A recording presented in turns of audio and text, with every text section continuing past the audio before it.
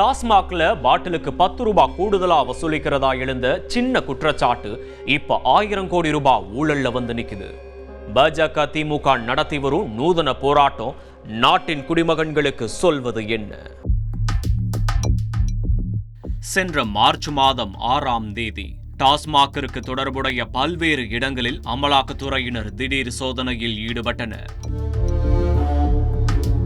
குறிப்பாக அமைச்சர் செந்தில் பாலாஜிக்கு நெருக்கமானவர்களின் இடங்களில் சோதனை நடைபெற்றதாக சொல்லப்பட்டது. கரூர் மாவட்டத்தில் பொதுப்பணித்துறை ஒப்பந்ததாரர் MC ஆனந்த், கார்த்தி, சுப்பிரமணி ஆகியோரது இடங்களில் அமலாக்கத்துறை சோதனை மேற்கொண்டனர்.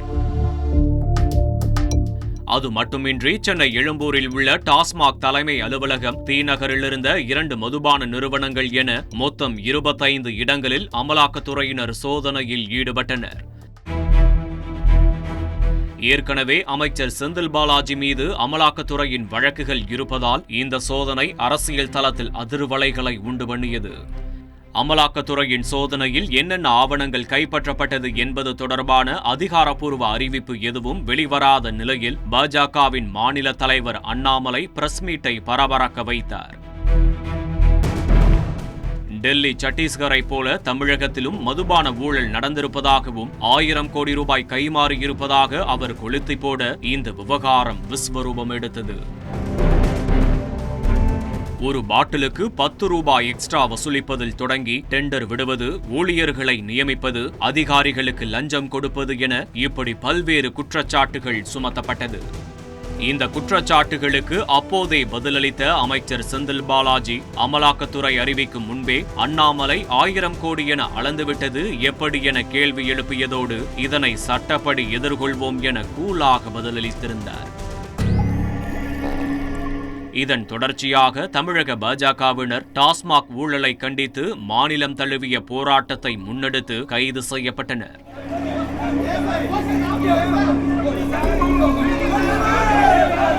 டாஸ்மாக் தொடர்பாக அமலாக்கத்துறை மேற்கொண்ட சோதனை குறித்த வழக்கு தற்போது சென்னை உயர்நீதிமன்றத்தில் நடந்து வரும் நிலையில் பாஜகவினர் பல இடங்களில் டாஸ்மாக் கடைகளில் முதல்வரின் போட்டோவை மாட்டும் நூதன போராட்டத்தில் இறங்கியுள்ளனர்.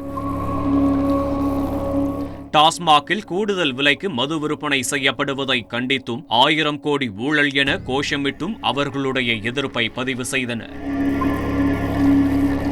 இந்த சூழலில் திமுக தரப்பினரும் பாஜகவினருக்கு பதிலடி கொடுக்கும் வகையில் பாஜக மாநில தலைவர் அண்ணாமலை புகைப்படத்தை போஸ்டராகவே அச்சடித்து டாஸ்மாக் கடை முன்பு அதனை ஒட்டி வருகின்றனர்.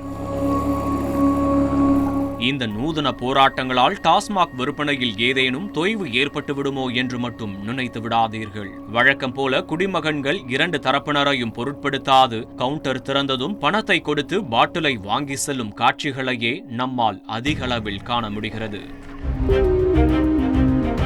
இது தவிரவும் எங்கே இவர்களின் போராட்டம் உக்கிரமாகி 1-2 நாள் டாஸ்மாகை மூடிவிடுவார்களோ என்கின்ற பதற்றத்தில் சில குடிமகன்கள் எக்ஸ்ட்ராவாக சரக்கு வாங்கி அதனை ஸ்டாக் வைக்க முயன்றிருப்பது பகீர் கிளப்புகிறது.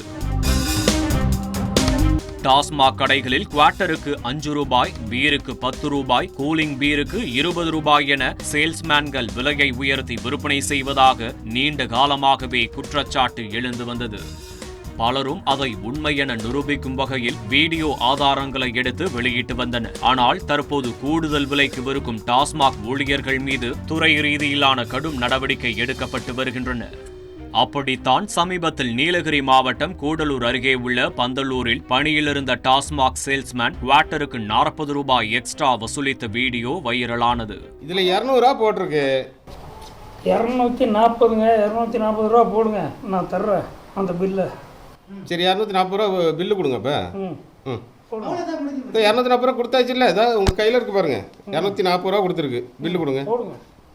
கடுமையான மதுபோதையில் இருந்த டாஸ்மாக் ஊழியர் குவார்ட்டருக்கு 40 ரூபாய் கூடுதலாக பணம் வசூலித்தது மட்டுமின்றி வாங்கிய பணத்திற்கு பெறப்பட்ட பேடிஎம் தொகை ரூபாய் 40 எக்ஸ்ட்ரா என்கின்ற ரசீதையும் வழங்கியிருந்தார். இந்த நிலையில் கூடுதல் விலைக்கு மது விற்ற விற்பனையாளர் மகேஷை டாஸ்மாக் நிர்வாகம் நேரில் அழைத்து விசாரணை மேற்கொண்டு அவரை சஸ்பெண்டும் செய்திருக்கிறது. செய்திகளை உடனுக்குடன் தெரிந்து கொள்ள உடனே சப்ஸ்கிரைப் பண்ணுங்க.